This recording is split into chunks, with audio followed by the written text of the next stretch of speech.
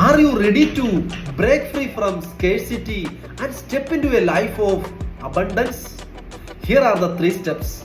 Step number 1, identify limiting beliefs. Start by recognizing and challenging the limiting beliefs you hold about money.